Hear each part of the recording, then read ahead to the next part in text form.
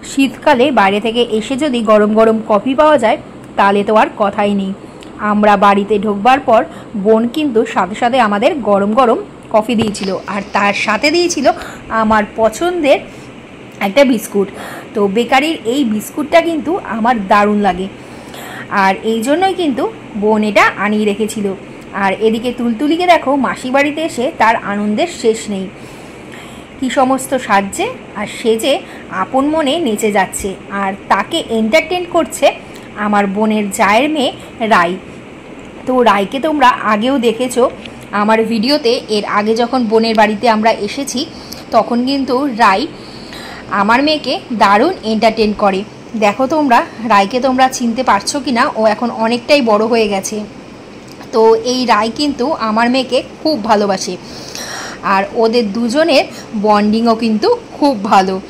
তো তুলিও কিন্তু সবসময় রাই দিদি করতে থাকে।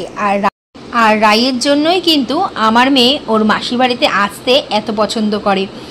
আর আমার বোন আমাদের জন্য আজকে রাতে বানিয়েছিল কড়াইশুঁটির কচুরি, আলুর দম আর পাটিসাপটা। তো আমার বোন কিন্তু ওর জামাইবাবুর আবদারেই কিন্তু বানিয়েছিল কড়াইশুঁটির কচুরি আর আলুর দম। আর আমি যেহেতু পাটিসাপটা খেতে ভালোবাসি তাই জন্য আমার জন্য বানিয়েছিল পাটিসাপটা।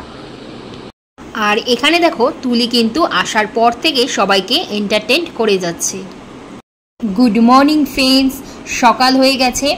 আর কালকে রাতের ভিডিওটা আমি আর কন্টিনিউ করিনি, কারণ আমার শরীরটা যেহেতু ভালো ছিল না তাই আমি খেয়ে দিয়ে তাড়াতাড়ি শুয়ে পড়েছিলাম।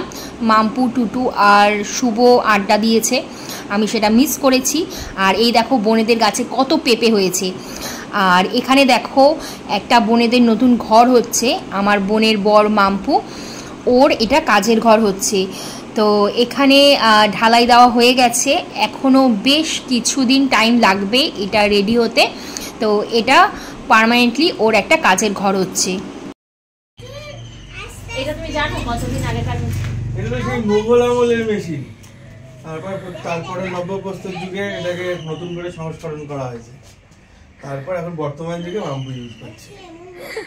আর চাকাটা দেখা, চাকা তো সাইডে যেটা তুই তো গার্ড করে দিয়েছিস পুরো। এসে বিরাট চাকা একটা, মানে আমার ঠিক ক্ষমতায় হচ্ছে ঘোরানো, ঠিক আছে?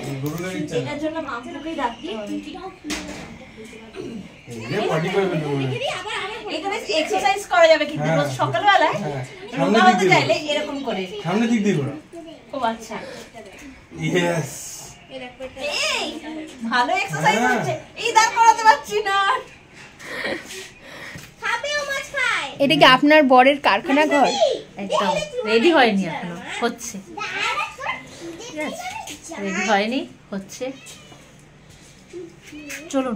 এদিকে দেখো রাই আর তুলি মিলে একটা বিড়ালকে নিয়ে খেলা করে চলেছে। টুটু আর মাম্পু আজকে আমার অনেক দিনের ইচ্ছে পূরণ করেছে, মাটির থালায় আমাকে সমস্ত কিছু খাওয়ার সাজিয়ে দিয়েছে। ধন্যবাদ ম্যাডাম। ধন্যবাদের কি আছে, সামান্য একটা ইচ্ছা তুই প্রকাশ করলি, বোনের কাছে পূরণ করলাম। আমি কোনো ইচ্ছা প্রকাশ করলে পূরণ করবি না? হ্যাঁ, সে অবশ্যই করার চেষ্টা করিব। তাহলে তুই তো করিস চেষ্টা। আর এটা ধন্যবাদ তোর বোনের। না না, তোকে আমি বলেছি, তুই আনতে বলেছিস মাম্পুকে, এই যে মাম্পু নিয়ে এসেছে। মাম্পু অসংখ্য ধন্যবাদ। আর তার সহকারী ছিল আমার বর। তো আমি এখন খাওয়া শুরু করি।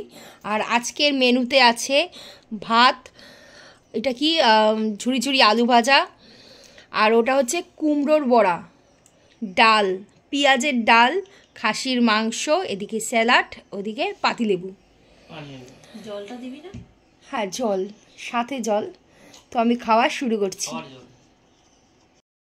বোনের বাড়ির ঢোকার মুখে দুদিকে দুটো নারকেল গাছ আছে, আর দুটো নারকেল গাছ একে অপরের দিকে এভাবে বেন্ড হয়ে আছে, যেন মনে হচ্ছে একটা গেট তৈরি করেছে নারকেল গাছ দিয়ে। তো ওদের বাড়িতে দেখো সামনের পোর্শনটা, উঠানে কত রকমের গাছ আছে, নারকেল গাছ, আম গাছ, কাঁঠাল গাছ, পেঁপে গাছ, আবার তার সাথে আছে জামরুল গাছ। তো এইখানেই কিন্তু তুলি আর রাই খেলাধুলা করে। এবার চলো তোমাদেরকে দেখাই বোনেদের বাড়ির জামরুল গাছ। তো এই জামরুল গাছে জামরুল কিন্তু খুবই মিষ্টি, আর এর কালারটা দেখো, হাফ পোর্শন সাদা আর সবুজ মেশানো, আর হাফ পোর্শন কিন্তু লাল। তো এই জামরুল তোমরা কারা কারা খেয়েছো আমাকে কমেন্টে জানিও, আর তোমাদের আজকের ভিডিও কেমন লাগলো সেটাও কিন্তু আমাকে কমেন্টে জানাবে, আর তোমাদের কাদের কাদের গ্রামে আসতে ভালো লাগে সেটাও জানিও। তো আজকের মতন ব্লগটাকে এখানেই শেষ করলাম, আবার দেখা হবে তোমাদের সাথে পরবর্তী একটা ব্লগেতে।